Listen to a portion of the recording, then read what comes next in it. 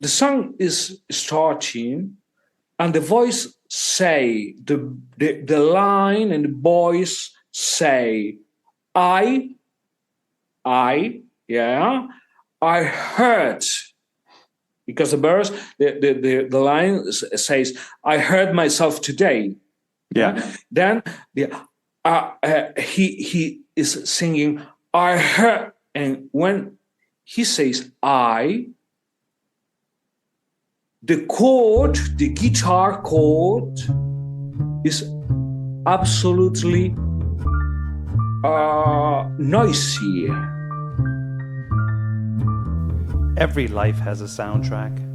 Join me as we invite guests to share their journey through music, one song at a time. 10 moments, 10 memories. I'm your host, Sean, and welcome to 10 Tracks. Are you ready?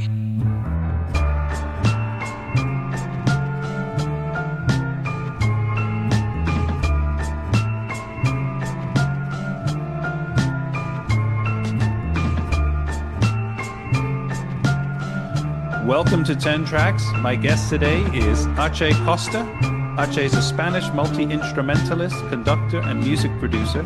He is a composer who has worked in contemporary music, opera, pop rock, cinema soundtracks, and stage music. By critics and the Spanish press, he has been described as one of the most powerful composers here, a potential genius, and as an obscure Rimbaudian composer. HACHè, welcome to 10 Tracks. Welcome, Sam. Hi, you. An obscure Rimbaudian composer. How do you take that? Well, this level, I really like this level. I think I am a Rimbaudian composer. I am a Rimbaudian person. I think that this level fits with me because maybe I am a teenager, like as the young Rimbaud was. But for me, always is surprising that people. When people say to me, "Oh, you are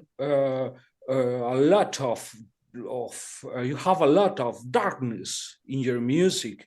You are so obscure." Well, for me, it's a surprise because for me it's normal. It's a normal thing, but it's obvious that people thinks that, and well, I really like the dark. I take it as a compliment, and obscure to me is a compliment, because if it's like, oh, you sound like everybody else, then how are you unique Sure. or special? Well, Sean, I think that this you have said is very interesting because music today is more clear than ever. The sound is excessively clear. There is light in every music, in every picture, in every movie, and this for me does not work. Yeah, I really like the noise. I really like, and for the people, I really like people with some noise, because people that have live a real life always have a sort of noise, a sort of dust over their shoulders, and I really like this. yes, I agree. HACHè, tell me first off, where are you in the world? I'm today Madrid, Spain, the center of Spain. Capital of Spain too. Yeah. Yeah. But tell me where you grew up in Spain. Well, it was in Galicia, the north of Spain, northwest of Spain. Galicia is actually close to, is it part of the Atlantic Ocean? You can actually get to the ocean from there? Sure. We are we are at the ocean. Yeah, if you look through your window, you can see the Atlantic Ocean. Yeah, and we are very nearly from Santiago de Compostela, 30 kilometers from Santiago de Compostela. Which is famous for the trail. Like people leave from France and go to Spain, and they go the road to Santiago, right? Is that what it's called in English, maybe? That's right. That's right. My hometown is called Noia. Is not a point for this travel, because the journey ends before you can arrive to my town. But people often goes to this town because it's a medieval one. Yeah. It's, ancient architecture, ancient art, and then people goes to Noia. It's a very beautiful place. I'm familiar with the road to Santiago mainly because I've heard about it through many people in like it's a very spiritual journey to take, but also it was publicized in Paulo Coelho's book. I think it's The Pilgrim, Sure, that's right. which I think I read that recently again, a couple like about 6 to 8 months ago, or last year maybe it was, or late last year, almost a year ago. And it just gave me that again. I met someone recently that said they were doing the trip. Like I saw them as they were hiking here in France and said they're practicing so they can do the trail and to take the trip. So it's very popular. I think this is a great adventure. And once you arrive to Galicia, it's a very interesting place. Yeah, maybe I have to say that I prefer the south of Galicia. Okay. Okay, so Santiago de Compostela is the north, but I really like a city like Vigo that is more nearly to Portugal. Yeah. Yeah, that Vigo has a relationship with France because Jules Verne. Okay. Here we say Julio Verne. Julio Verne. Okay. Who talked about Vigo because the Nautilus was in Vigo at the estuary of Vigo, and we have a monument to Verne in the square. See, it's a very beautiful place. Yeah. But this is closer to the border to Portugal, right? Right. Yeah. Okay. I think 30 kilometers, 40 kilometers. Yeah. Yeah. Okay. Yep.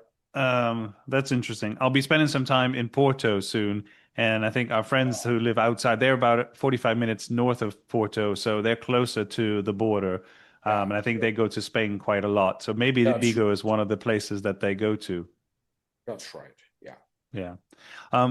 Growing up, though, in Galicia, what was music like? When did you get into music? Well, I often like to tell that my first approach to music, when I fell in love with music, is a moment in a chapel where I listened to the music by Spanish composer Isaac Albéniz. When I listened to a piece called Asturias or Prelude, it's known by both titles. Sorry. And when I listened that piece, I was in love, absolutely in love. I listened to a guitar ensemble arrangement for 10 guitars, 12 guitars, and they were there playing Asturias, bum, bum, bum, bum, bum, bum, bum, bum, bum, bum, bum, bum. And I was a child. I was maybe 7 years old, and wow, I want to be a musician. That was the moment. But really, my education was more linguistica and was more visual. Visual Because my family is a family of painters. Wow. Okay. And they say, wow, this child, it would be a great, he would be a great painter. Well, that's not right, but I was a very poor painter, and then I moved into music. And now we're talking about this song or this artist that you're talking about. This is actually track 1 on your list. Yeah. Am I correct? Okay. Yeah. So this was done, I think the composer, it was originally for piano prelude or prelude. That's right. It's a piece for solo piano. But it was released after he had died. Is that what I understood? Sure, that's right. That is why, because we have 2 versions of the title, because Albéniz does not give a definitive one for the piece. Yeah.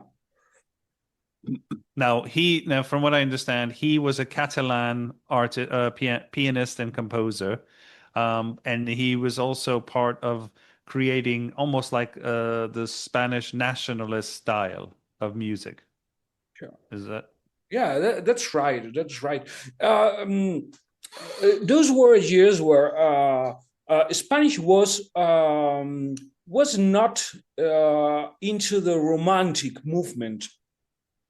When you are studying in a serious way, in a serious manner, you are studying the truth romanticist. We are talking about 1885, maybe in Germany, then France, then United Kingdom. But in Spain, we can't talk. We're not allowed to talk about romanticism up to 1970, maybe. Too late. It's too late. And this energy of moving to the national identities and put them into music, well, it's the time of Albéniz, the music of Albéniz. And Albéniz did this kind of work.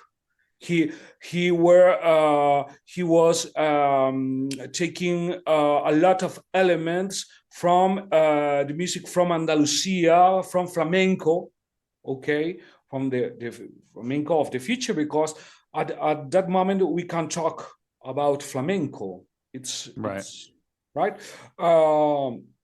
And there were a lot of composers that were working in that identity.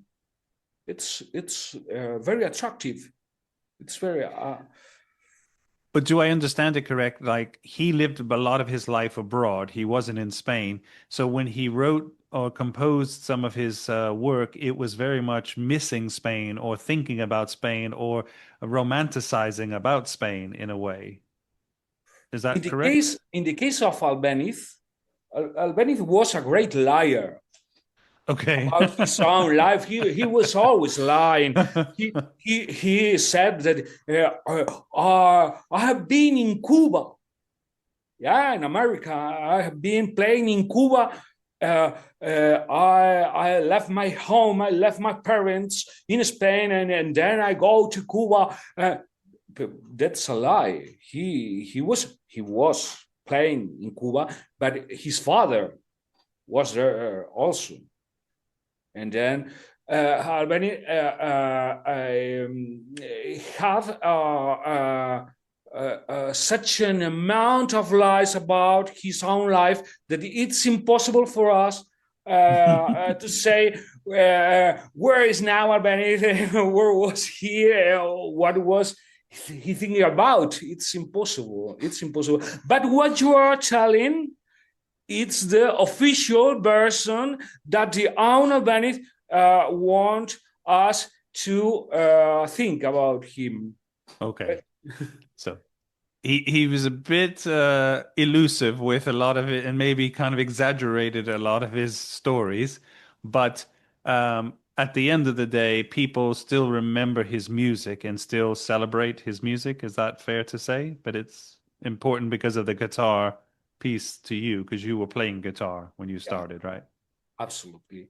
And for me and for a great number of guitar players and musicians, his music has become a light, because the original scores for piano are wonderful, but people really know Albéniz music through the guitar. Yeah. Because Albéniz is a light. It is always over us. It's wonderful. When you compose and work on music, is a lot of this you writing it from the guitar, or do you write from the piano or keyboard now? What is your first instrument to take up when you're trying to compose something or just write a piece of music? I always write music with a paper. On paper? On paper. Paper, pencil, a rubber, a lot of rubbers, and a paper. I really dislike to play what I am composing in an instrument, because this is a limit. The instrument is a limit. I think that a composer should go to the instrument after the process. And this is very, very, very important, to go to the instrument, because there are some composers that say, oh no, the instrument, oh, I don't want the instrument. Oh man, but the oboe player will have to blow this piece. Then you have to play it at the instrument maybe one time, two times, and you have to say, oh, this piece is really working, yeah. But for thinking about music, for composing music, for creating music, I don't like to go to the instrument. But it's important. First of all, I was a guitar player. Then the whole of my musical mind, all my thoughts about music are, they have this certain point of the guitar. The guitar, I think guitars. I think about an orchestra, and it's like I am listening to a lot of guitars playing at one time. My mind is a guitar, a classical guitar. Let's jump to track 2. This is the Platters, Twilight Time. And this is from 1958 originally. Yeah, well, I don't know the year of the song, because I have chosen this song not due to the Platters. I really like music by the Platters, but I have chosen this song for you because when I was a child, there was a Spanish version of this song called Al Caer la Noche. Well, it's we can say that it's nearly to the original, yeah? Noche is night, right? Noche is night. Okay. That's right. Twilight time yeah, it's a good translation. Yeah. Okay. Al caer la noche by a Spanish band called Dunkandú. And well, I really at that time I didn't like in a special way this song, but one night maybe when I was 9 years old, I was listening to the radio, and there was a program dedicated to the anniversary of one of the most important radios here in Spain, radio station, yeah, Cadena Ser Madrid. I don't know if 25 years of Cadena Ser or maybe 15 years of Cadena Ser, I don't know. I was listening to that piece. I didn't like, but in the middle of the song, then I was listening to the one of the best guitar solos I had listened to in my life. And then was wow, amazing how this guy's playing the guitar. Wow. And after that solo, the lead singer's band announced the guitar player, and he said, at the guitar, Enrique Mateu de Villavicencio. Wow, I love Enrique Mateu de Villavicencio.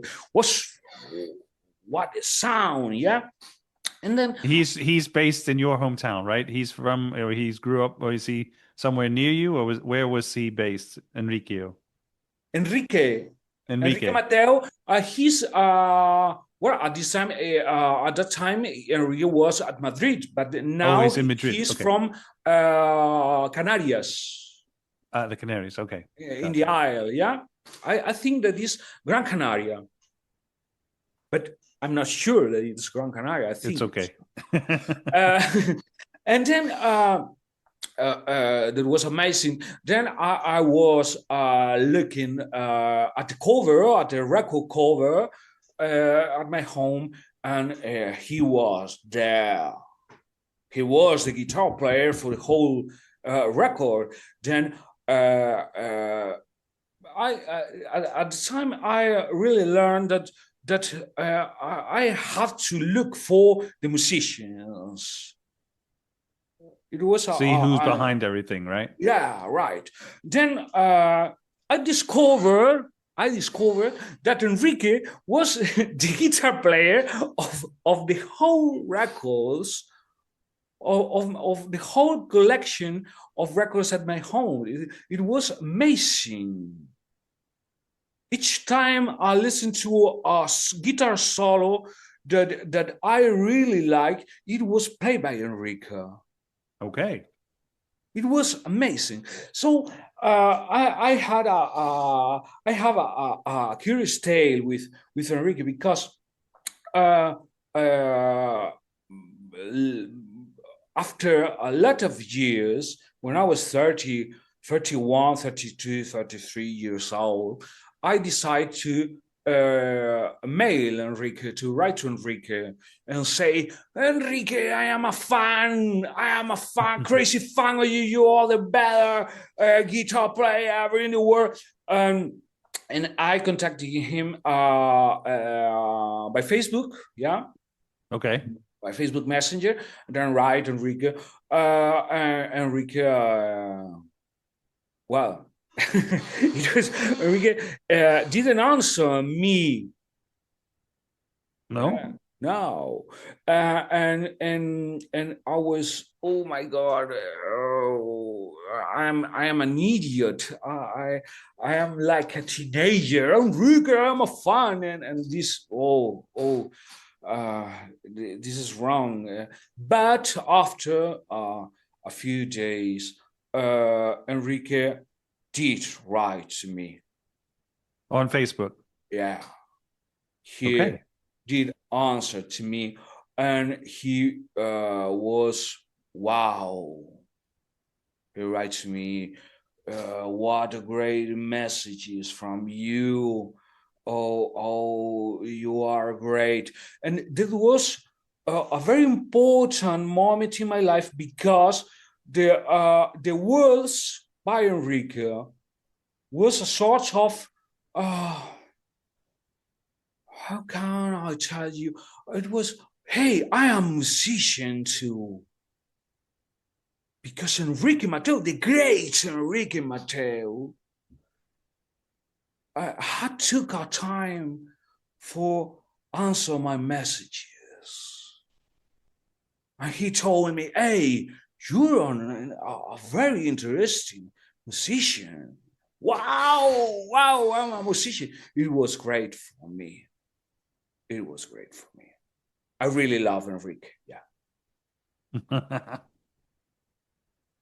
So you've heard the original song first, and then you heard the cover by the Spanish band of the course, Platter song? I don't listen to the Platter. I didn't listen to the Platters. Maybe, I don't know, but a lot of years after that, yeah. Yeah. That's a great story. Yeah. Let's jump to track 3. This is Manuel Raquel, Tam Tam Go. This tale will be better than previous one. Yeah, Manuel Raquel is I think that this is my favorite song when I was a child. Okay. We are talking about the same years that we were talking about with the Platters. Yeah. When I was 7, 8, 9 years old. Yeah, it was a very famous song here in Spain. I think that in these years was a crazy song, an amazing song, because it was the first song here in Spain that was talking about gender question, transgender questions, transsexuality. Wow! But I was a child. I that was not important for me. Yeah, at that moment. But the lyrics of the song are absolutely great because the lyrics are written by a Spanish filmmaker, Ricardo Franco, a great filmmaker, an obscure filmmaker, a Rimbaudian filmmaker. Yeah, and it was wow. And the lyrics written by Franco, wow, were they were amazing for the years. Yeah, and Tam Tam Go was a band with a very peculiar sound. They were so British. Here in Spain, we have our tambourines and our flamenco, and well, there was some movement into new statics, but no new romantics. And this sound was a London one. Yeah. And then, well, in my house, we were listening to the first record of Tam Tam Go, of that band, the whole day. But it's curious because after that first record, Tam Tam Go published a second one, but they were not for musicians. There was 3 musicians. Hey, they have no drummer. They have lost their drummer, their drum player. Yes. Well, the second record, it was a hit also. But my brother and me really we don't like the second record, and then the third, and the third record, it was terrible for us. We didn't like that record, but there were two musicians. They were disappearing after each record, and then this is like a poltergeist movie. You have seen that there was I don't know how to say, but each time an actor was called for doing some poltergeist movie, he died. Oh, yeah. Of the movies Poltergeist that the 1, Poltergeist 2, Poltergeist 3. Ooh, well, Tam Tam Go was some kind of like that. Yeah. But the song Manuel Raquel, this is actually, how was the reaction in Spain? Because it was a pop song, right? It was on popular on the radio and whatnot. So it was the first more kind of accepted transgender song. It was not a problem. About 80s, it was not a problem. For my generation, that was never a problem. Yeah. Gay people, transgender people, everything was right. Everything is right. Yeah. Yeah. But nowadays, we have lost maybe these open ideas, these beautiful open ideas. Sure, because I think that nobody is a danger for no one. Mm-hmm. Yeah? Then in Spain, for that moment, it was normal. Yeah. I think the first song that I remember growing up, and I probably heard it later in the late 70s, 80s, was Lola by the Kinks. And that song probably touched on the fact that Lola could have been a man and then was Lola by night, maybe. Oh, I don't know, because I have never translated lyrics of Lola. I don't know about what is talking the song. Yeah.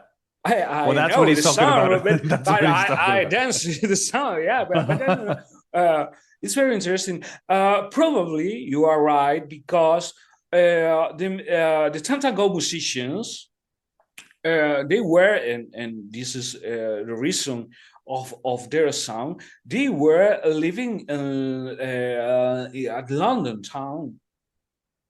They were involved in modern music.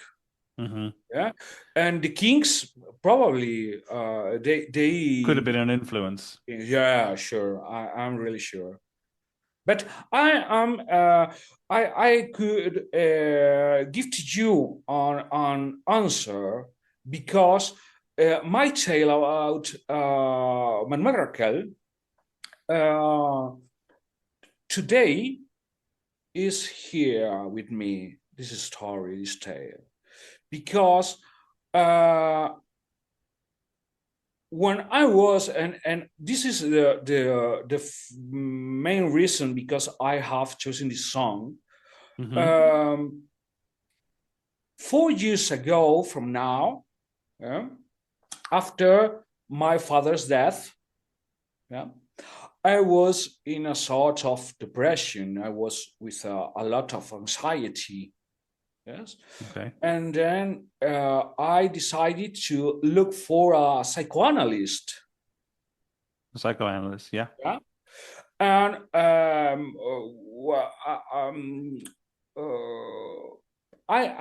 didn't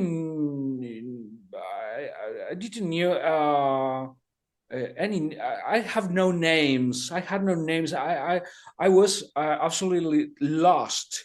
And I look for a psychoanalyst in the web, in the internet, yeah. And I choose one. I think that it was a decision based in the peak of the psychoanalyst.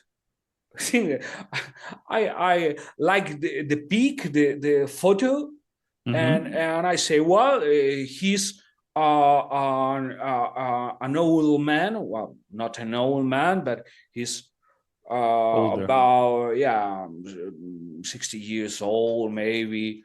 And this is I like this guy, yeah. And I decided to go with him.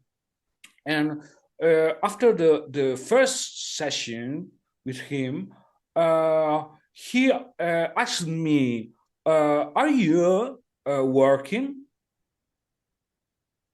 these years? Are you working?" "Oh, sure, I'm still working, yeah." "You?" Well, I'm a musician. I'm a composer. I'm a player. I am a musician. And here, wow, he opened his eyes. There was a light. There was a light. He opened, oh, a musician. Well, that was all. But every time, every session, we talk about my work, about music. Javier, this psychoanalyst, Javier, always with his eyes opened again and again and again. And then one day I asked him, Javier, do you play any instrument? And Javier said, well, I play some percussion, but it's a hobby. It's a hobby, wow. And I thought that he was lying to me. Maybe not lying, but he was not telling the whole truth to me, yeah. And then I decided to look in Google, yeah, and search for Javier Ortiz. And then I discovered that Javier Ortiz, my psychoanalyst, was the first drummer player of Tam Tam Go. Javier Ortiz. Well, now we know why he left the band, because he when became you a listen psycho. to Manuel Raquel, you listen to some strange breaks at the drums, yeah. A bit of Spanish flavor, yeah. Like it's very strange sound. Oh, this was Javier, my psychoanalyst. Yeah. So did you tell him that you knew he was in Tam Tam Club? Sorry? Did you tell him that he was in Tam Tam Go? Yeah. What did he say to that? Oh, well, he was smiling. And say, oh, you have look at Google, yeah. Yeah, sure, I have looked at Google, but you have a play with Jerry Gonzalez. Wow, a really great jazz man. Oh, but this is why because Jerry was so crazy, and he called me, and wow, but you have played with and now Javier is a great drum player, and he has at least 2 different bands. You're still playing music now? Yeah, I have been last Saturday. I've been listening to his new band, Jeff7, Grass Flower 7. His debut here in Madrid, and I first met the daughter, Javier's daughter. So a very pretty girl, a very nice girl.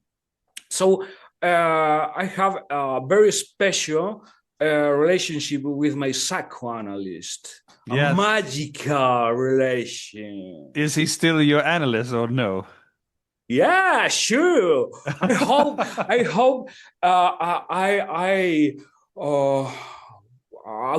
would love to spend a lot of years with him. I bet. Maybe 10 years. I would need 10 years because he is a very wise man. Yeah. Very wise man. And for me, I have no family at all. I have an aunt, but I have no father. I have no Javier for me is a totem. Yeah. And he probably he would never be my friend because I think that's not a good idea that No. your analyst to be your friend. Yeah, but I don't need him to be my friend. I just need visit him once a month maybe. Hey Javier, and he's a Lacanian analyst, yeah, and he speaks in a very strange way, yeah. All the Lacanian school of psychoanalyst is wonderful because they are always doing a lot of strange things, and I really love that. Yeah. It's an incredible story. It's incredible, and I have to say to you that next year, I will be recording a new project, a new record, and I have decided to record with Javier, with my psychoanalyst Javier, playing drums, yeah, and Enrique Mateo de Villavicencio playing the solo guitar. Wow. With both musicians, and then the third musician, it will be Daninello from Los Rebeldes, the other band of my early years, playing sax. I am thinking that I am getting a dream team of the Spanish music. It sounds like a Freudian dream that you're creating. Freudian, absolutely. Yeah. A few days ago, I was talking with my son Jorge, and I say to him, because he's working with other psychoanalysts, yeah, friend of the one of mine, friend of Javier, but not the same because it was not a good idea. And I asked my son, have you ever talked about Freud with your analyst? No, Daddy. No, absolutely not. Oh, I'm talking about Freud the whole day with my analyst. I am talking about love. Oh, that's a good idea. I think it's better to talk about love, but I am talking about Freud day and night. Yeah. How old is your son? 20 years old. 20 years old. 20 years old. So love is a big, important thing in his life right now. Oh, of course. Yeah. Of course. Hache, let's jump to track 4. Yeah. This is Mike Oldfield, Sentinel. This is from Tubular Bells Part 2, the album. Well, I think that every person must listen to Mike Oldfield. Yeah. You hear him one way or the other, or you know the song from the first Tubular Bells, huh? I think that nowadays Oldfield has become maybe is being forgotten by audience. Here in Spain, people don't listen to Mike Oldfield very often. No? No. The 80s, the 90s, but today, no. Mike Oldfield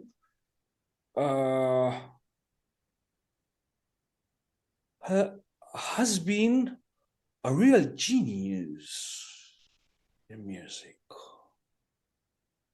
I often listen to people saying, wow, Mike Oldfield, wow, is a great guitar player, but Crisis is one of the most amazing records in history. Crisis is, wow, Oma Down, one of the greatest records of every time. I have chosen Tubular Bells too because I was 9 years old, and I think that it was the first record that a person gave me. Yeah, at Christmas time. Yeah, my aunt asked me, "Oh, do you want some music in Christmas?" Yeah.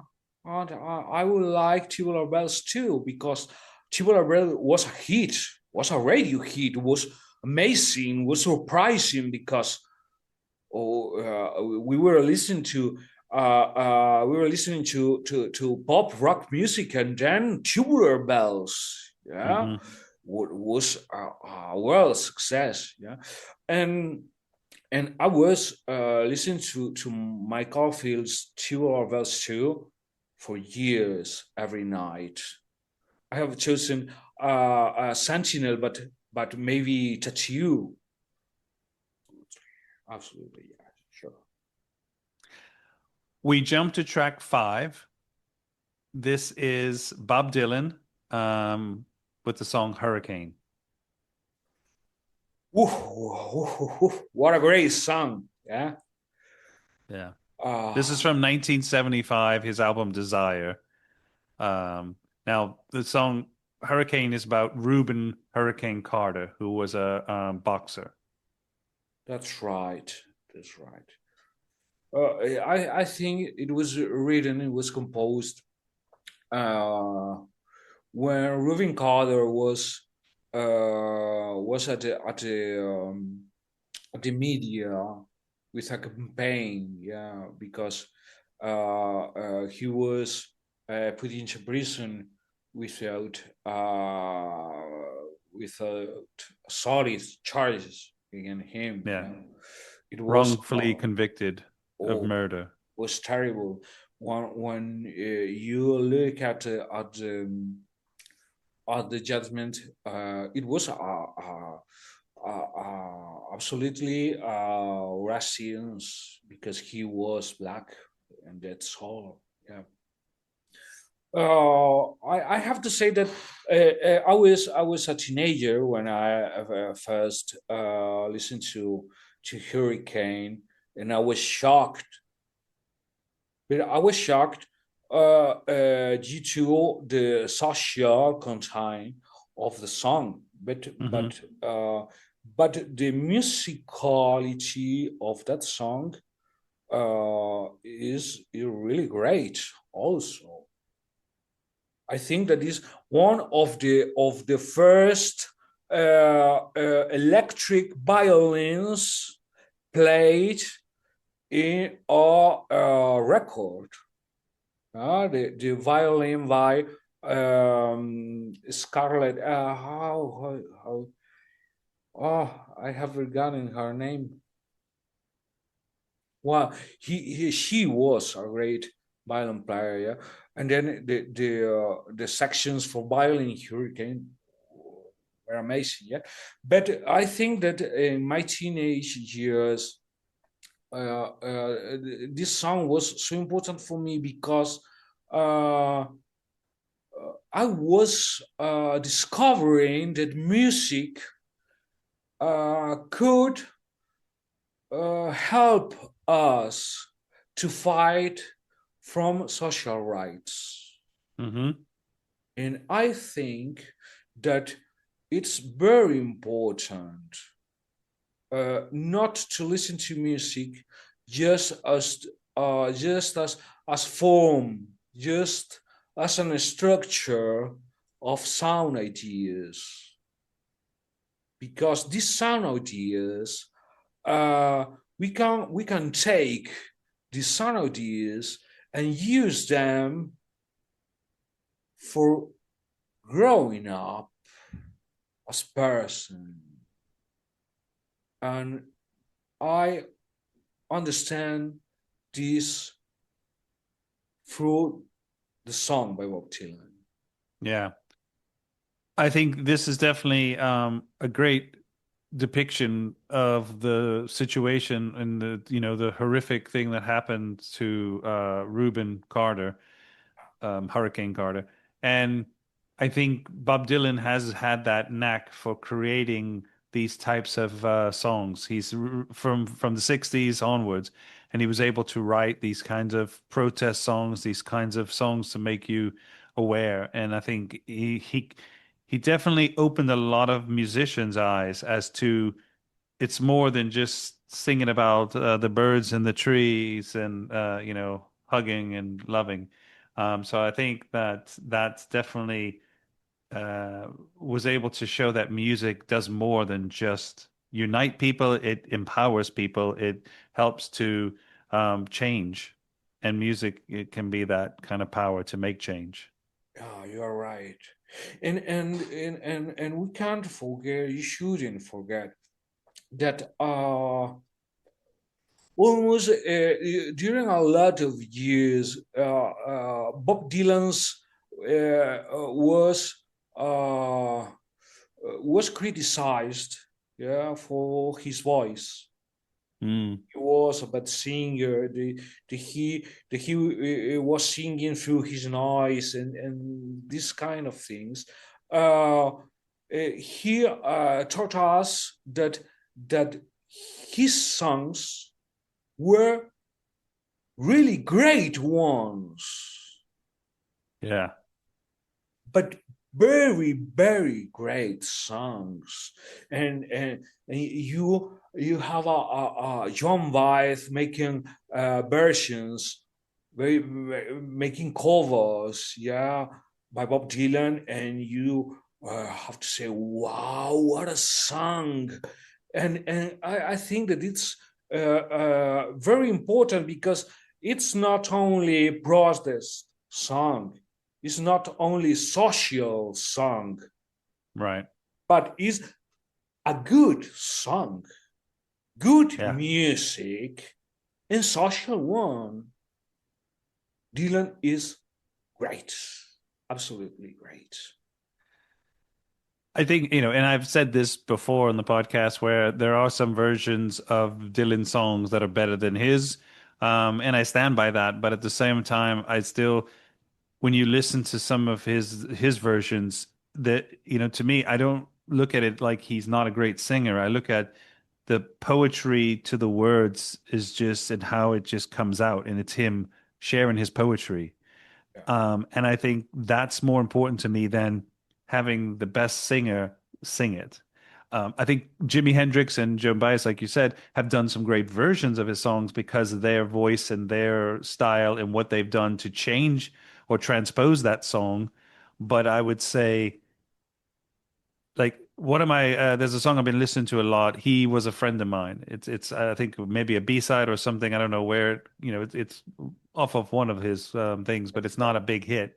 And it's just a simple. I've heard other versions, from different artists who've covered it a few times, but it's so simple and so just to the point. And the music and his voice, it to me, you can't. If he didn't write that, you wouldn't have anything to compare it to. Yeah, So, you are absolutely right. I want to tell you about a song that is not in the track list, okay.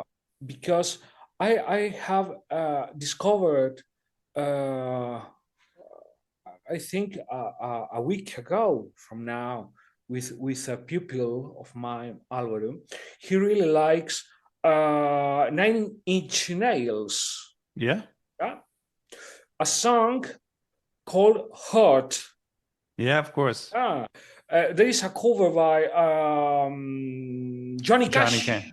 Johnny Cash. Yeah. And then I say, hey, Alvaro, yeah, I can tell you about this song. It's a great song, but I prefer to talk to you about Johnny Cash. Because I really love Johnny Cash. But Alberto say, no. I want to talk about the Nine Inch Nails song. Yeah, well. Then I start playing Hard but Nine Inch Nails.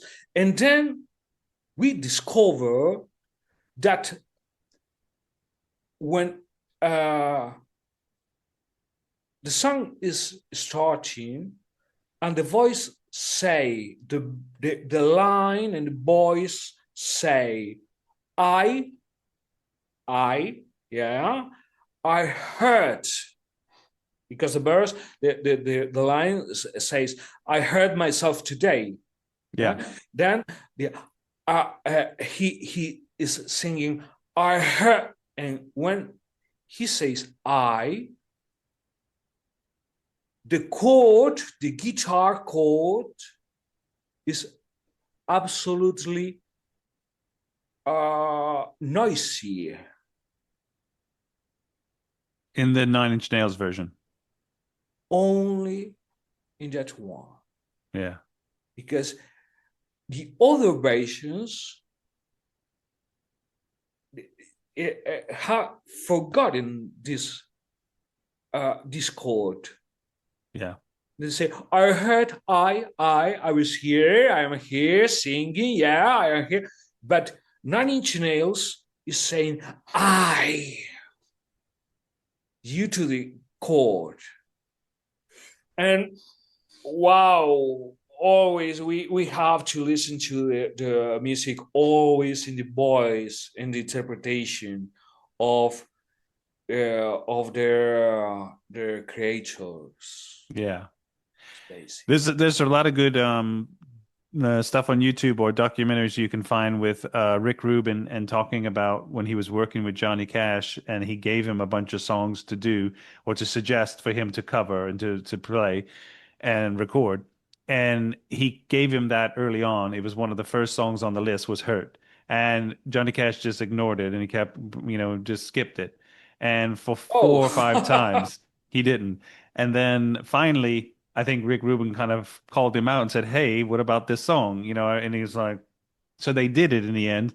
And I think when Trent Reznor from Nine Inch Nails heard it, he was so angry because he felt like he lost that song. It was not his anymore. I didn't knew that story. It's a great story. Yeah. So I do think you're right. The original, the composer who comes up with it, it's their art. But sometimes a version like, that is a cover, they just take it and make it their own. And it happens rare. I think there's, most people do still honor or own the original, but occasionally like this with Johnny Cash, he has just, and I think there's 2 camps, people who still love the Nine Inch Nails version, which of course, without that, you wouldn't have Johnny Cash's version. But you're absolutely right. It's just like, there's the emotion and the pain is in different places in the song for both of them. I think you're saying like the I in the beginning with this noise, it starts out with Trent in Nine Inch Nails, and then it really builds up towards with Johnny Cash. And the piano, I think to me is what really is kind of telling you about this song. I agree with you, absolutely. Let's jump to track 6. Now, this is from a Polish composer. Penderecki is the composer? Penderecki. Penderecki, okay. Krzysztof Penderecki, yeah. Now, how do you say this is Threnody? Threnody. Threnody. For the victims of Hiroshima. In Spain, we talk about Threnody, but I don't know the real sound of the title. We talk about Threnody for the victims of Hiroshima. Yes. And I think this was composed in 1960. That's right. Well, I have chosen my 10-track list attending to the stories, yeah, to the human tales related to each song. But in this case, I have the need to choose one piece of music that responds to my personal likes, to my personal love, musical love, and this is I think that this is the most important orchestral score in my life. I really love this piece of music.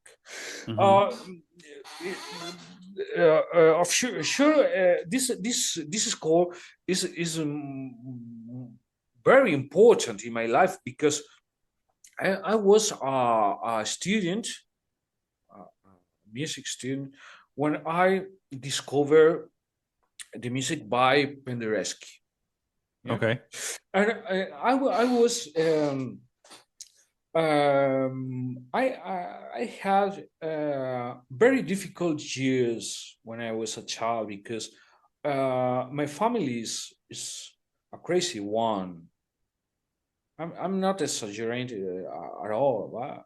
My mom is not a good person, because she has some kind of, I don't know if she is maybe psychotic, maybe I don't know, a perverse person. I don't know, but she wow. Then I was an abuse child, not sexual abuse, not sexual but abuse. And then when I discovered Penderecki music, I was living alone in Madrid. Okay. I had moved to Madrid, and for first time in my life, I was taking time for myself. I was spending my time with myself. Was absolutely relaxed. I have my work, I have my job, I have my money, I have my girlfriend, I have my time, and I started thinking about some issues that I hadn't got time or calm, yeah, for taking into account for my music. As, for example, math. Yeah, math, or maybe physics, relationship between math and physics with music. And then they were a couple of years with a lot of studying, were marvelous years, that wonderful years. And after taking some math classes, after taking some physics classes, attending all these classes, science, classes, I discovered that, in fact, I was not interested at all in these things. You weren't interested in math or science? No. Well, sometimes you have to study some things, but for discovering that this is not your path, so I was studying math, but I really dislike this is very hard for me, very complicated. I don't want to be composing with a calculator. It was so crazy. Then there was the time, there was the moment where Penderecki knocked at my door and say, "Hey, guy, come with me. I have a solution for your life." Yeah. Okay. And I discovered that music could be well organized, could be well structured, could be the great music for the whole times, but with random sounds. Penderecki was writing music with drawings, open ideas, non-fixed ideas for orchestra. Play the highest note you can play at your violin. What is the highest note in a violin? Because a violin has no frets, hasn't got frets.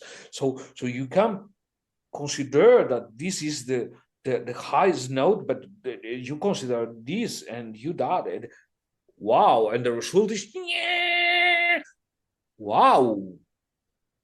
It was aims for me because I was trying after all those abuses. I was trying to organize my mind. And composition, classical composition, math, and physics were very important for me because I was trying to organize the universe. Yeah. But at the same time, I am a very passionate person. I'm not rational at all. I am very passionate. My heart is beating. And then Penderecki was offering to me both sides of the problem. And then I embraced Penderecki. And well, I pass my days with new music by Penderecki. My friends are sending me new music. Hey, listen to this record. Hey, listen to this piece. Hey, listen to this. Well, it's great. Penderecki is with me the whole day after 20 years. Yeah, it's wonderful. I don't know if you have listened to Threnody. Have you listened to this piece? Yes. Yes, it's amazing. Did you like? It was definitely interesting. You know, the first time when I listened to it, I was trying to understand, and then I had to listen to it again to kind of just give it more, but it was that avant-garde kind of sound. It's not an easy listening. No. One time I was here at my home, and there was here a painter, but a painter of the walls. Yeah.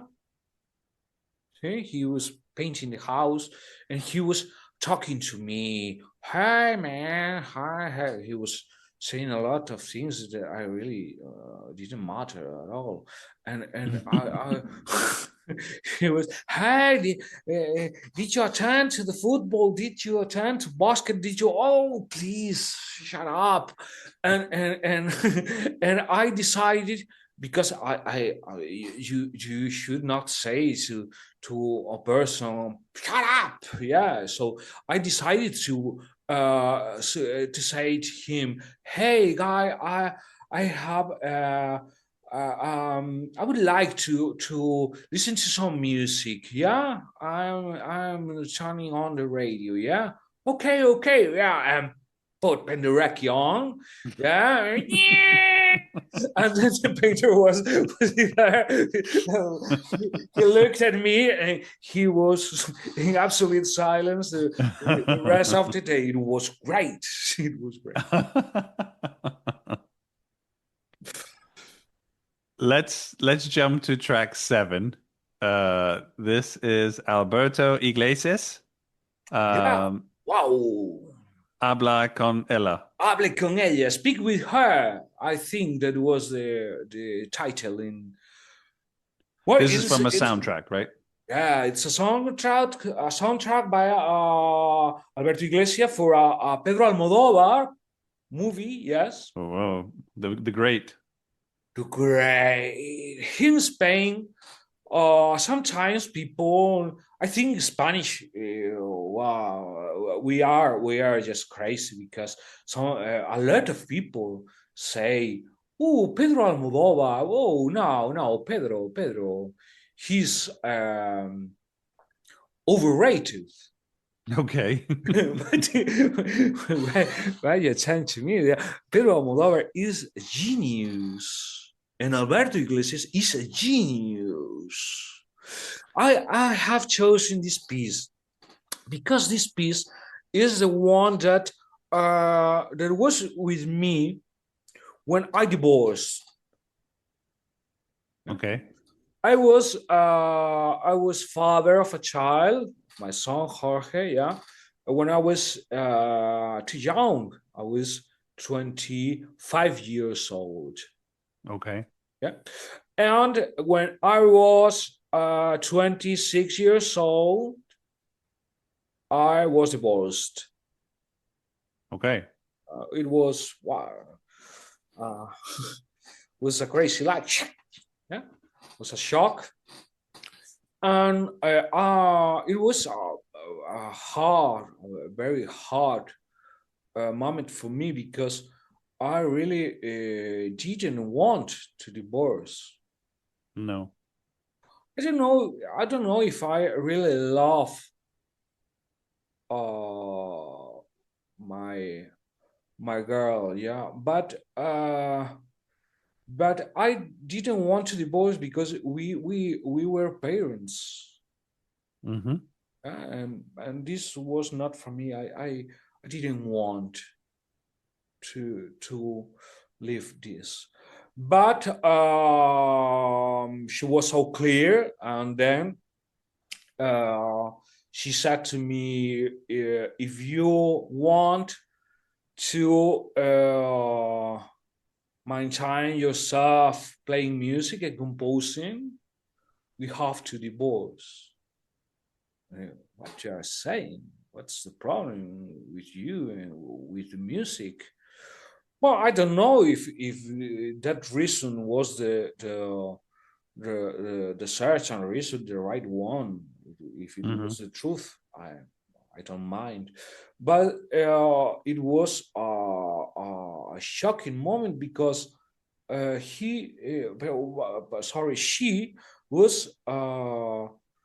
she was very hard with me. I don't know what was on her mind, but uh, well, one day uh,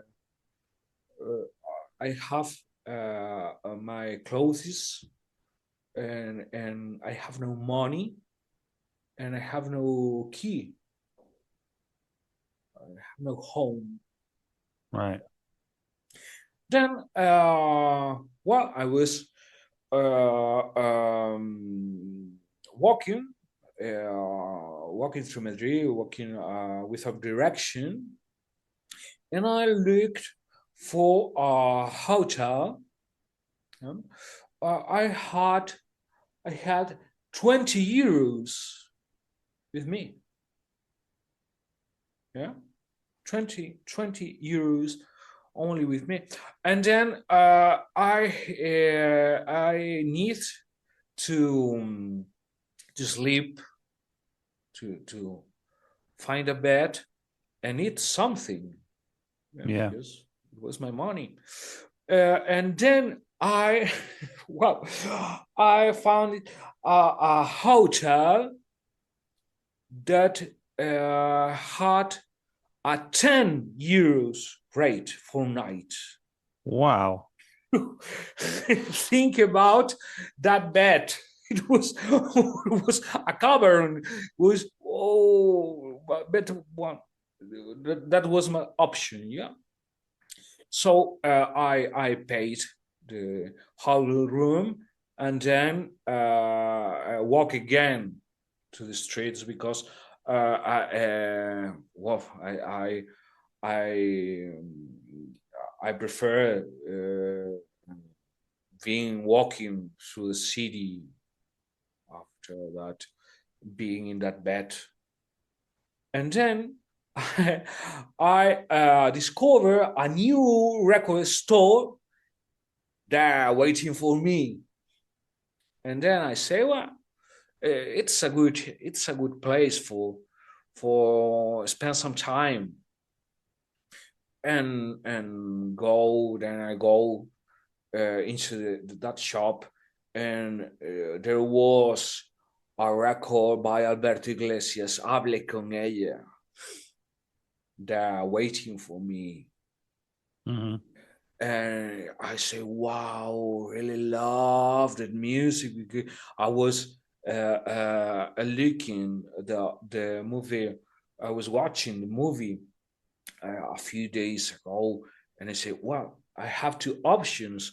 I could eat something, but I could buy this record and go through the hotel room and pass the whole night listen to the record. Yeah, because the music of Hable con ella was not so interesting for me, except that track.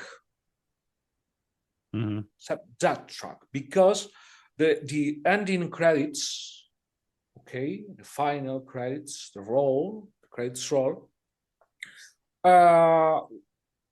it was a roll with music by Alberto Iglesias, with a very simple orchestration, a sort of fandango, maybe a paso doble, yeah, some kind of folk music, folk Spanish music. But this score was played by the solo guitar of Vicente Amigo. The guitar player at the piece was the flamenco guitar player Vicente Amigo. Okay. When I listened to the guitar solo by Vicente Amigo, wow! How can a man, how it's possible to obtain this sound on a guitar? Because Vicente Amigo, wow, it's like he's beating the strings with the fingers. He's amazing. And then I decided to buy the record and not to eat for 25 or 24 hours. Wow. Then go to the hotel. And I thought, at that moment, I consider that I would prefer to die into the happiness, inside the happiness, with Vicente Amigo and with Alberto Iglesias, than eat something but being so sad. And this is a powerful idea that it's with me every day of my life. Wow. Yeah. That's an incredible story. Yeah. Yeah. Let's jump to track 8. This is Mark Knopfler, Whew. Potato Picking. This is from the soundtrack Cal. Yeah. This is a Spotify rap said to me last week that I have been listening to Mike Oldfield's Cal. I don't know, but hundreds and hundreds of minutes. Okay. Really, really crazy. It's really crazy. It was crazy because this is this way every year. Every year on my flight, I've listened to Call by Knopfler. I really love music by Mark Knopfler. I think Knopfler is wow, amazing player, one of the greatest electric guitar players of all times. Mm. And maybe the soundtracks by Knopfler are not very good ones. I think that Local Hero, it's a poor score. But the main theme in Local Hero is Going Home. Yes, title. Going Home with that sax solo by Wrecker. Yeah, it's wow. It's a video. But the whole score it doesn't work at all. And the Princess Bride, oof, I think it's horrible music. Yeah. But Carl, yeah, I really dislike this music. But Carl, it's a great record. I really love Carl. Carl was recorded with a lot of maybe not a lot, maybe a plenty of the best Celtic musicians, Irish and Scottish musicians. Yeah, yeah, and it's a record that has a very special sound because it has a sort of delay put over the whole master of the work. Okay. You never do that thing. It's a very strange thing. Maybe in UK, in United Kingdom, maybe some producers do that kind of things that set reverb or set delay or set chorus in the whole master of the work, in the whole mixed of the work. But in United States, that's horrible. That they would be thinking that you are crazy if you, hey man, can you put some delay in the whole? What are you doing, man? But it's wow, it's very special. But I don't know if it is in the whole master, but I think so because. Wow, the tin whistle, yeah, the flute, this small flute, Irish small flute, yeah, the tin whistle has a lot of delay. That wow, but a lot, and the record is creating an atmosphere that, well, I have to confess, I have to tell to you, this is a great sound for sleeping, and that's why Spotify tells me that I am listening to Core a lot of hours because I am playing that record the whole night. Okay. I don't stop the music in the whole night. I'm listening to music whole night while I'm sleeping, and I'm listening to Mark Knopfler each and every night of my life. Listen to Carl, because So that's your music to sleep to. yeah. Then maybe I open an eye, maybe 4 a.m. Yeah, then I open an eye and I listen to that routine whistle, and I think, oh yeah, it's all right, and then I can close my eye and be quiet. Yeah. Yeah.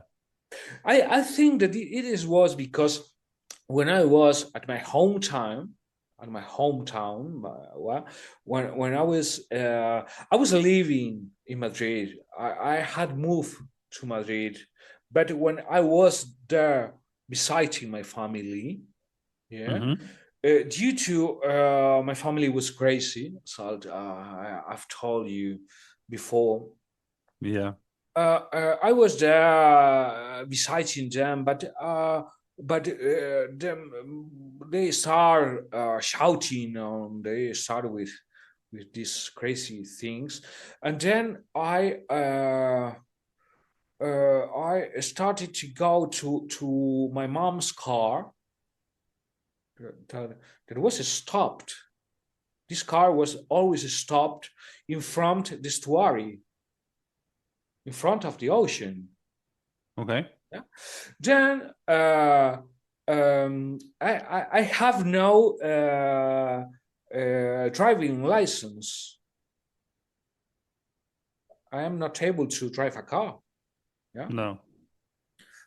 Because I don't like cars in movement, but I love cars when they are stopped.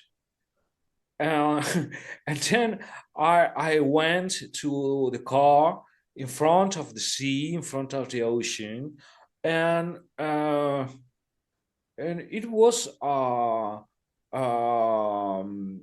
cassette, because Carl, I had Carl in a cassette.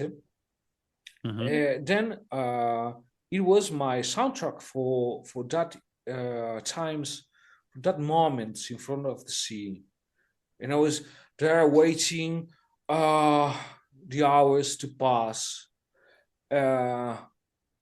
for moving home again, and I was listening to Carl, because this tin whistle and this guitar by Knopfler was giving me a lot of peace. Then I think that my mind has been chained to this memory the whole of my life. Then when I am nervous, I listen to Carl, and 5 minutes with Carl, I am absolutely relaxed. Wow.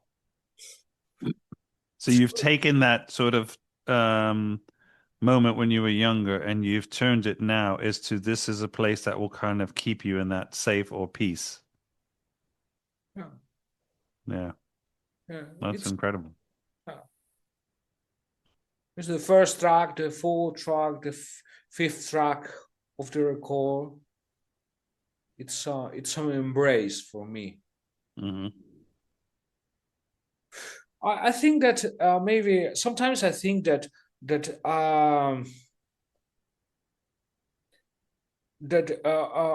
look at that, we are talking about Freud at every moment. Yeah, we are still talking about Freud, but I think that maybe it would be possible for me to find new songs and then new embraces.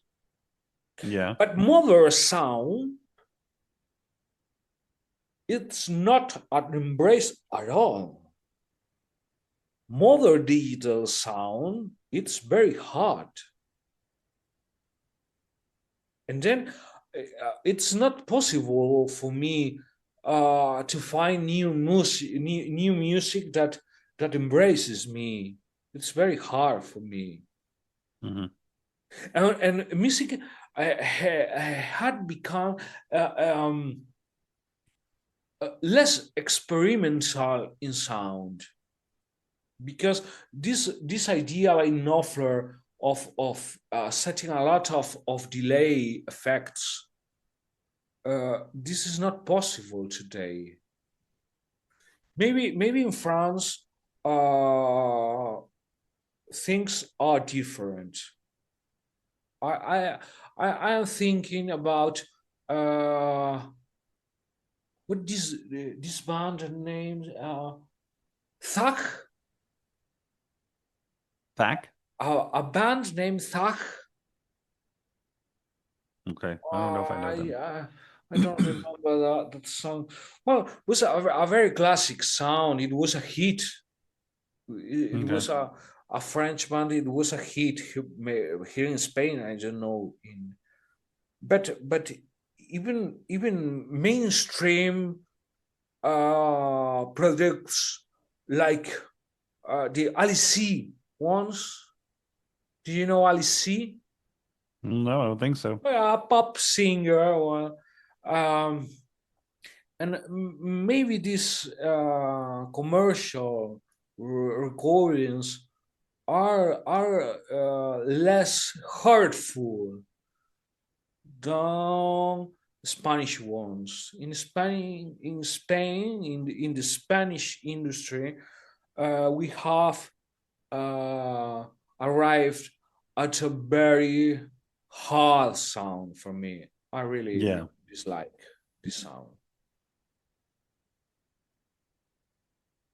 Let's jump to track 9. We get to Mickey Newbury. This was an American trilogy. Wow. Do you know music by Mickey Newbury? I don't know a lot of his stuff, but I'm very familiar with this one because it was obviously made famous by Elvis. By Elvis. That's right. That's right. I should choose the Elvis version, but I think that this is the original one. Yeah. We were talking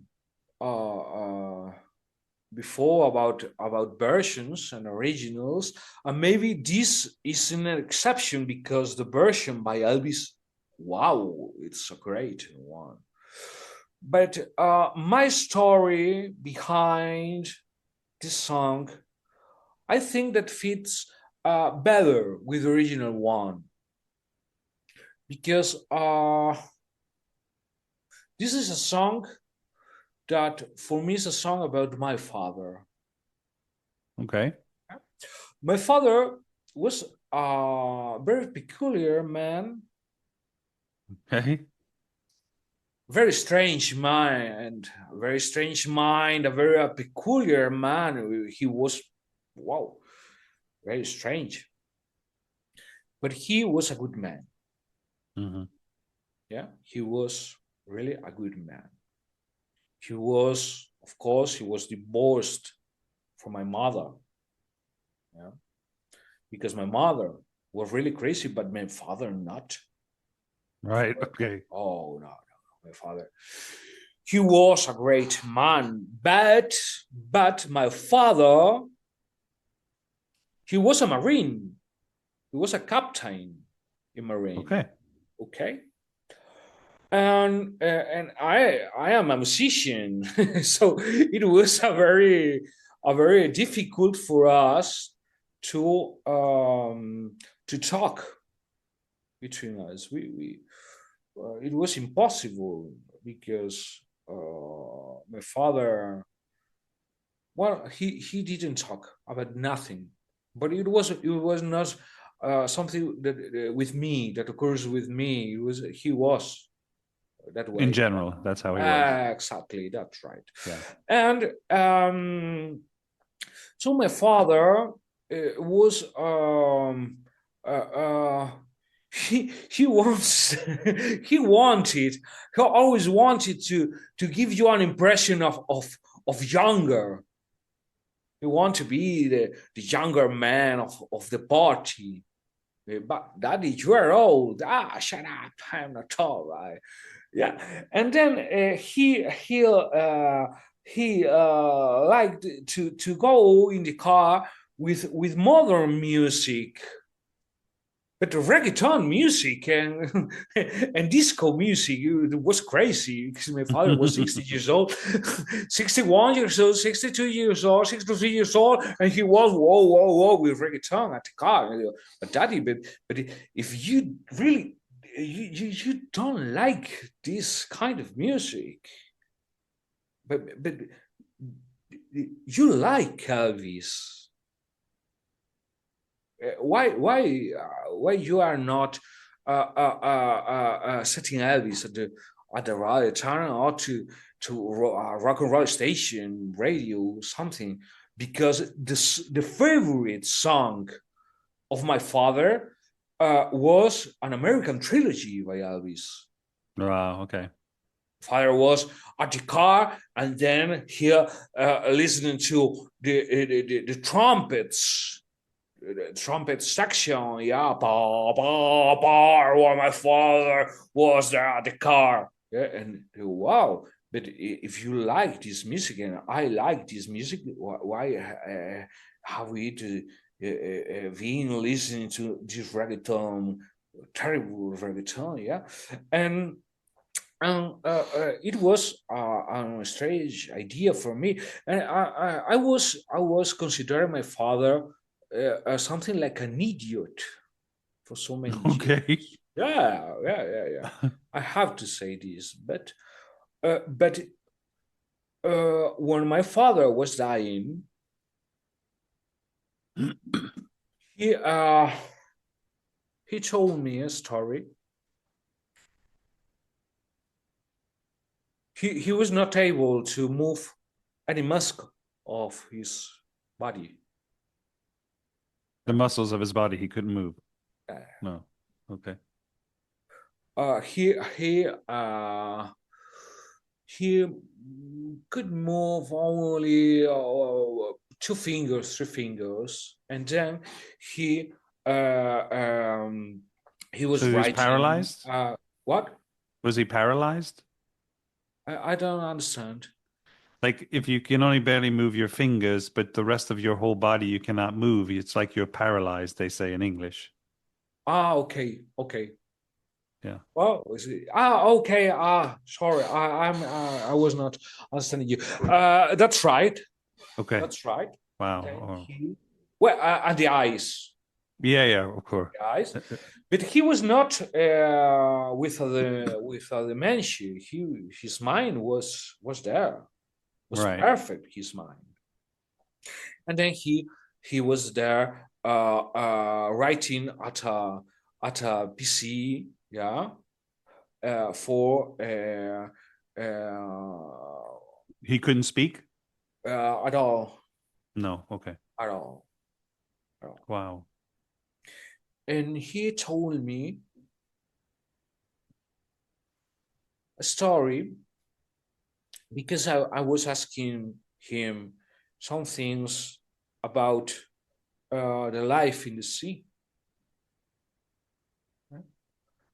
But sometimes I asked him for some.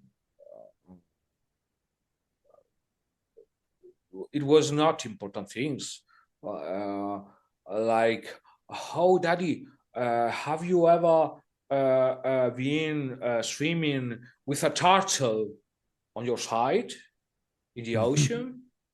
Yes, turtles are very beautiful. Yeah. Wow. Maybe my father was not a traditional good father, but I prefer a father with a turtle. This is a magical idea. And he was telling me the tales. And one day I discovered a document in which it was a letter sent by the Spanish government to my father. Okay. In that letter, the government of Spain was recognizing my father with a distinction. And I had no idea about all of that. So I asked my father, my old father, asked him, "Daddy, are you a veteran of Vietnam? What is this? What the hell?" Yeah. And my father said to me, "Well, this was when I was last years of my working years, when I was in maritime rescue, yes, for the government of Spain. Do you remember when I was nearly Africa, nearly Madagascar, with the ships by the year, with all those immigrants that were trying to arrive to Spain, and I was working there? Yeah, I can remember perfectly that. No? But Daddy, you were I know that tale, but you were a delinquent, because Sean, this is the real thing. My daddy was a great man because he was a delinquent. He was a what? A delinquent. He was making a serious fault because he was the captain of the ship, of the rescue ship, and my father was against the law. Oh, wow. Okay. Yeah, because when my father was looking at the radar and detect a ship with immigrants arriving to Spain, my daddy closed his eyes And let the ship go by. and let the ship go by. Wow. Because he often said that if he went for them, then they had no opportunity for surviving. Yeah. But maybe if he went against law, maybe they could survive. Yeah. And wow, this is a great idea for me. I think it's really great. But the leather was for another thing. Mm-hmm.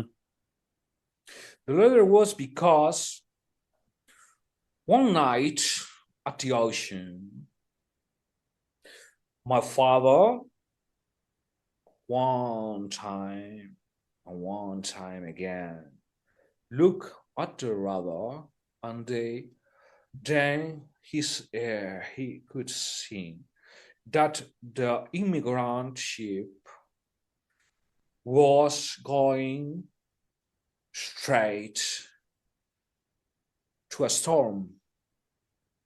Okay. And he called the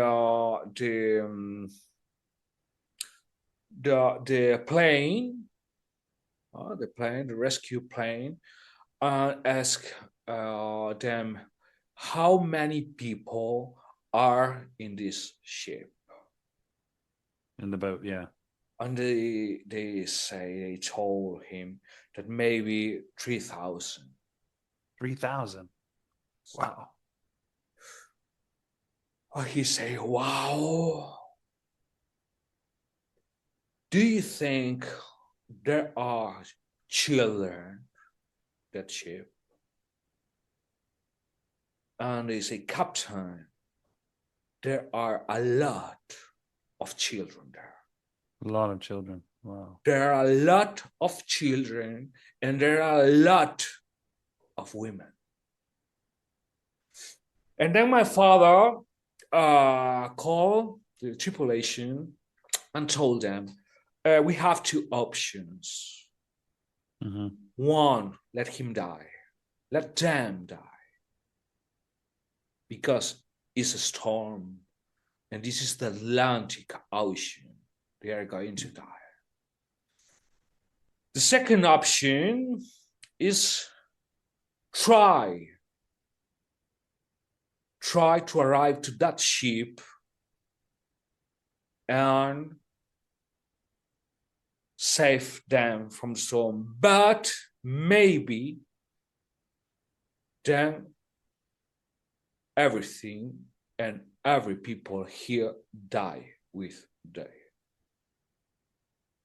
Because it's a storm in the Atlantic. This is not a joke. Right. And then the tripulation said, oh, well, it's an excessive risk for us. We are not shipping there. And then my father said to them, well, I think better this is not an option. We are going to that storm. Mm-hmm. And then my father, when he was there, he told me that was the hell, the real hell, because the waves were giant, and there was no way to access to the small ship, and he said to his tripulation, said, there is one technique in rescue that we have to try. This technique was to put the motors full of strength and go straight through a wave. Because the wave, the pressure of the water of the wave sucks your ship. Okay. But when the wave goes through, the ship goes upwards. Yeah?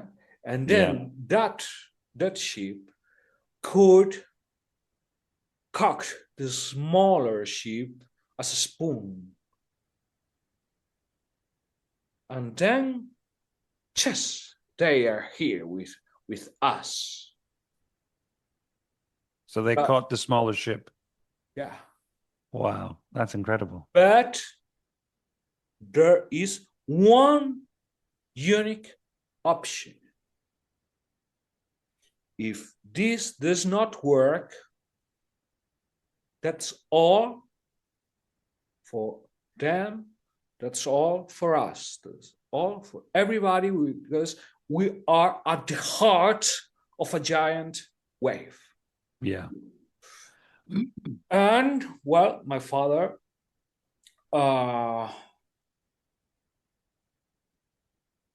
was able to do this. That's incredible. Yeah, that's incredible.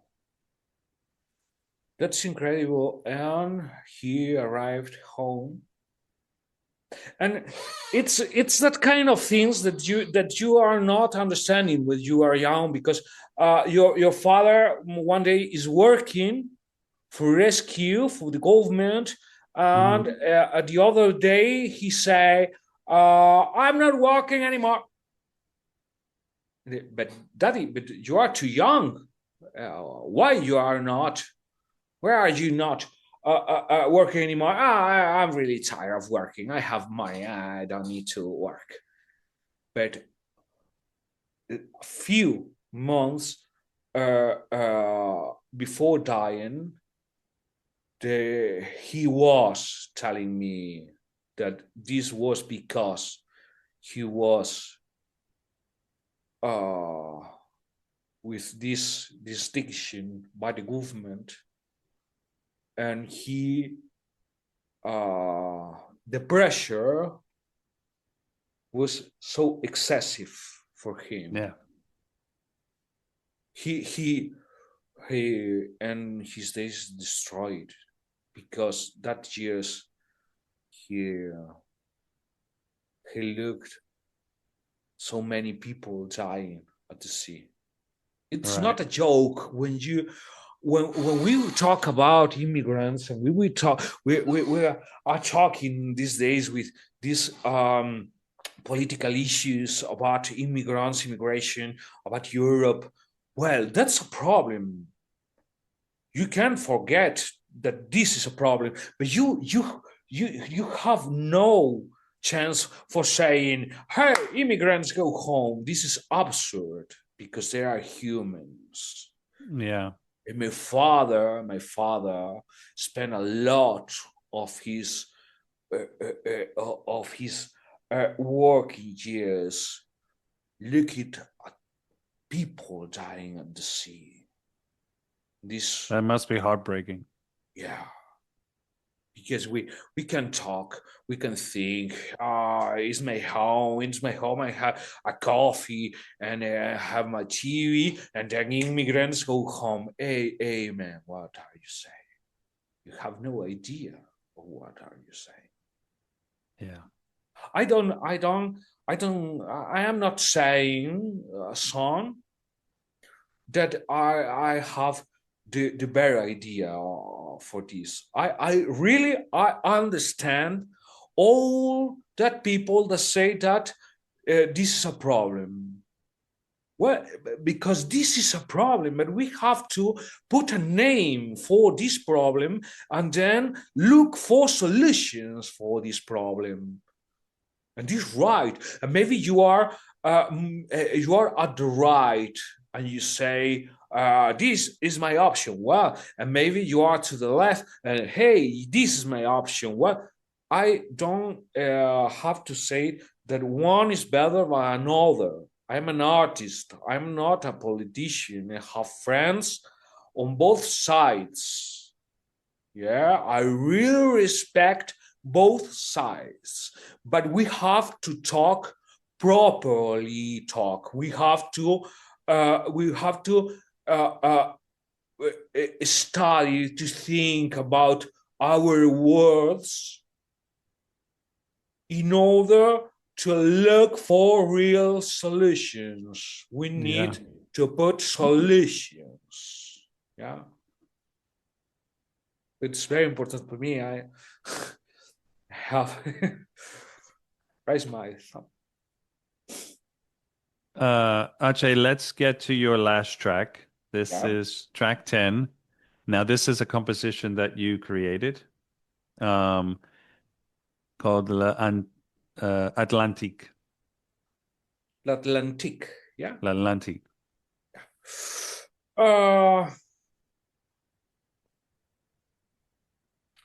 Well, it's hard to say if I have chosen this track of mine as the final track for the list, or maybe I have chosen the 9 tracks, previous 9 tracks, for letting us to arrive to this 10th track, because I have been telling you. When did you write this? Last April, maybe 2024, 2025. In 25. Okay, so this is a recent composition. Okay, sure, absolutely recent. I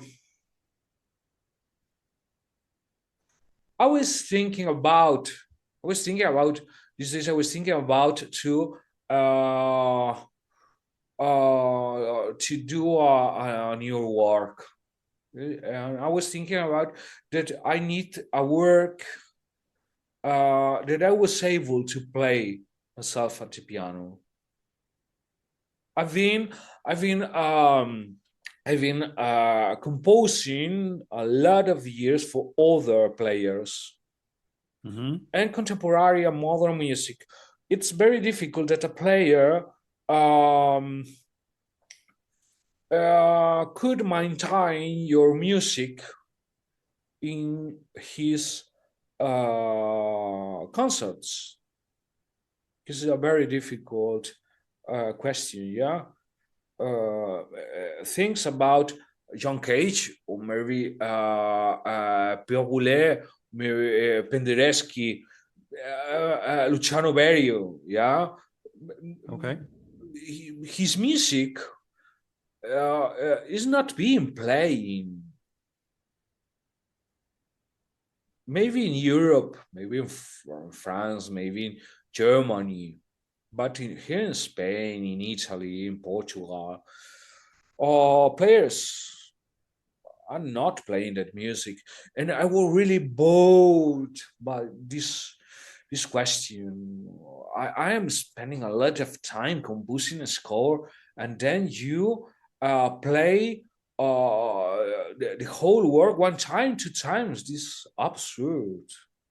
But if public have really loved that piece, why are not you playing more and more? And I say, well, I'm really tired with this situation. Most of the times museums and concert venues are calling to you because you are playing a piece of mine. You are playing the premiere of a piece of my piece. Yeah, and then well, because I'm tired, I am playing my own music. That song. Yeah. Well, I was thinking about to start playing my music, and then I went to Facebook one night. I was playing at the piano. Okay. And then I go to Facebook or spend some time. And then I could see a big photograph of a person, of a very important person in my life. About maybe 89 years old, maybe, I think. She was so old. And she had died. Okay. And it was a very special moment for me because for me it was very difficult to assume the death of my father.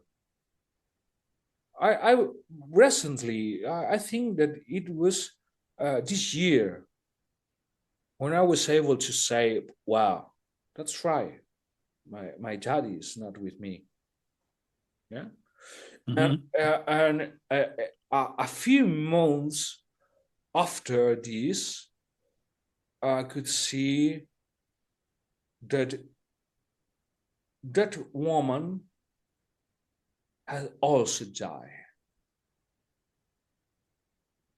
And my mind was drawing a circle,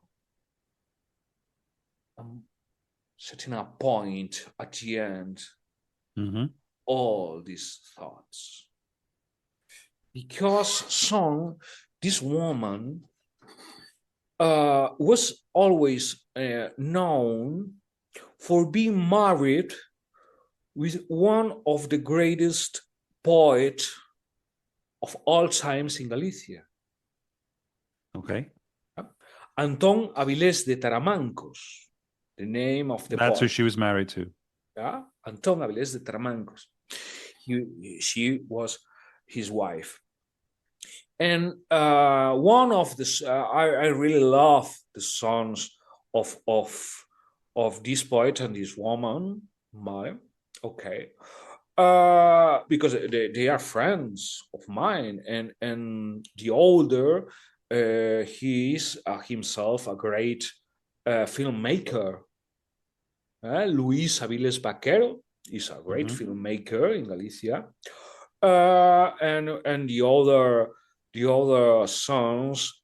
Santiago is a great friend of mine. Santiago is we have been drinking a lot of beers. Town, yeah, and wow, I was shocked thinking about the family. What a pain. But start thinking about this woman, about Sofia. Okay. Sofia Vaquero. And then I thought, well, this new record has to be dedicated to Sofia. Because, Sean, I have been talking with Sofia, I think maybe 5 times, 6 times, maybe. It's a poor number of times for a very important portion in your life. Yeah. But my first memory in my life is Sofia saying to me, if you are not able to say thanks, then it's better to keep your mouth wise closed. Okay. Wow. Wise words. Yeah. Each time I talk with Sophia, he was telling me that kind of things. And the most important were when I was an adult, when I was divorced, and I can remember when I was citing my home time, and I told her, "Oh, Sophia, I'm divorced," and the people there say, "Wow, you are too young for this," and Sophia say, "Wow, wow, because it's no matter if it's absurd. People is not young or old for being father, for being divorced, for oh, you should be more human. You are directing yourself as an animal." Wow, because you have to think that Sophia was a Colombian person. He was from Colombia, and Sophia met her husband Antón Avilés de Tramancos there in Colombia. Yeah, and it wasn't an easy life in Colombia. No. It was very hard. And then he came to Spain, start again. He was hard working the whole of her life. But he was important because she was important because she was married with a poet. No, man.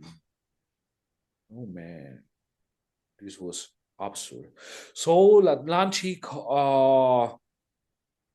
has become for me a symbol of the whole process.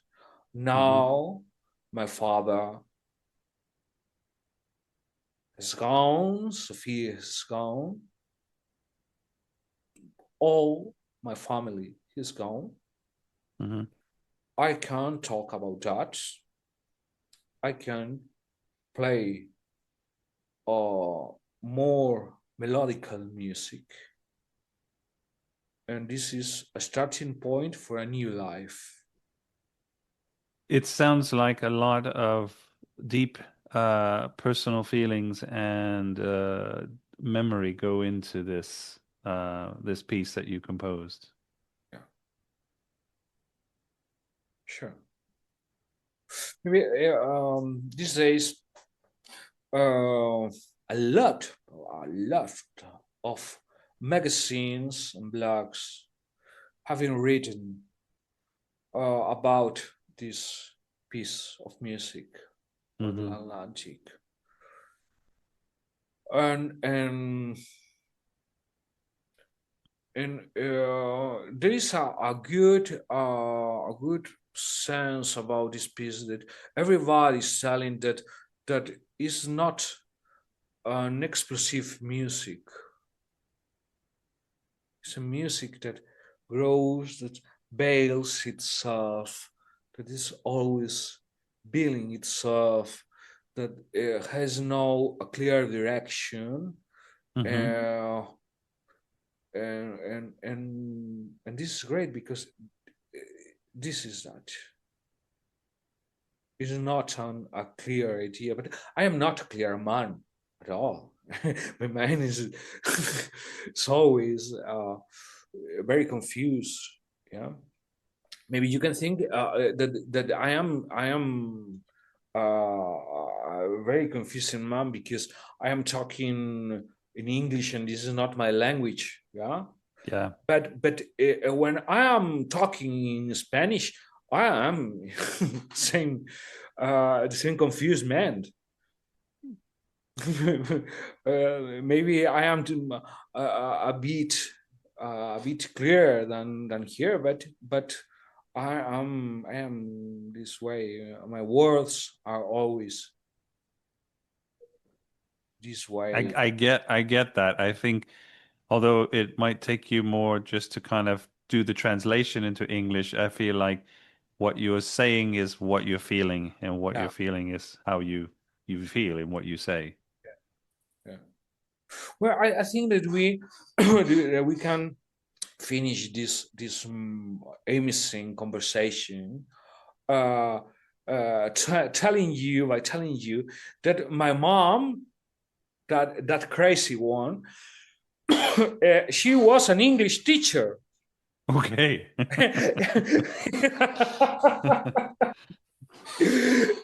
So you can thank her or be more upset with her because she's English, yeah. English.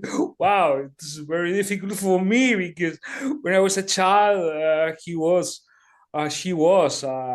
there with English and with madness, and with English and with madness, and I say, no, English, no, please. But I do my best. Yeah, of course. Well, I appreciate that. What's the best place for people to find you if they want to connect with you? I know you have your music is on Spotify. Is maybe it's on other platforms as well. Well, I think I prefer Instagram, for example. Yeah. I really like Instagram. It's a good place for me. But I have Instagram as HACHè COSTA, so easy. Facebook, Yes. or a lot of people mails me through my website. HACHECOSTA.com is your website. That's right. Okay. But I prefer Instagram. It's a great Well, place. Hache, thank you so much for being my guest, for sharing your stories and these, and obviously introducing me to so many new songs. And I guess I don't think I'm ever going to listen to Twilight Time the same way again because it's got such a. Now I have to find your favorite guitar hero and try to look him up, the Spanish guitarist you mentioned, and see if I can find his music and hear him too.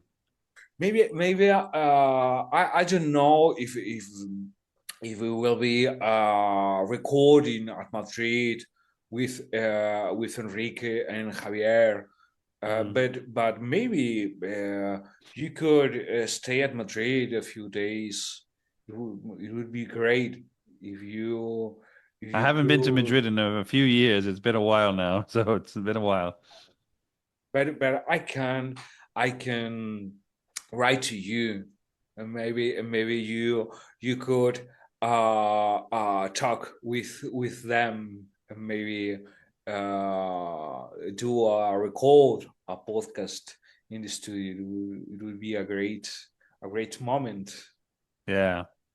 Wow, that would be incredible. Yeah. Achid, I wanted just to say thank you again and to wish you the best and much more respect for this new composition and to hear if you have new stuff coming out. I wish you the best for that. As I say goodbye, I say to everyone to be kind, be humble, and be loved. And I wish that on to you as well. And I look forward to hearing some of your new music and to stay in touch.